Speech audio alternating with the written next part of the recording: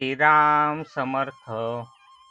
एकदा एका साधकाने श्रींना विचारले, श्री समर्थ म्हणतात, प्रपंच करावा नेटका, याचा नेमका अर्थ काय? त्यावर श्री म्हणाले, जो प्रपंच भगवंताच्या स्मरणात होतो तो प्रपंच नेटका होतो. माणसाला परमार्थ करावासा वाटतो, पण मायेचा जोर विलक्षण असल्याने भगवंताचे स्मरण ठेवायला लागणारी जीवाची शक्ती अपुरी पडते.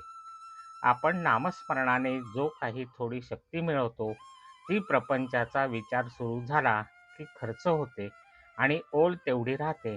किंवा असे म्हणता येईल की आपल्या अंतरात असलेली नामाची ज्योत झाकली जाते. जे थोडे नामस्मरण आपण करतो त्यामुळे ती ज्योत विझत नाही इतकेच. नामस्मरण करताना आणि नंतर काही वेळ तरी मन शांत झाले तर समजावे नामाचा हा परिणाम आहे. मन परमार्थाकडे वळेपर्यंत खरे कष्ट आहे. ते एकदा वळले की आपले काम झाले. काही साधन करायचे असेल तर नामच घ्यावे, यात सर्व काही आले. जय जय रघुवीर समर्थ. श्रीराम समर्थ.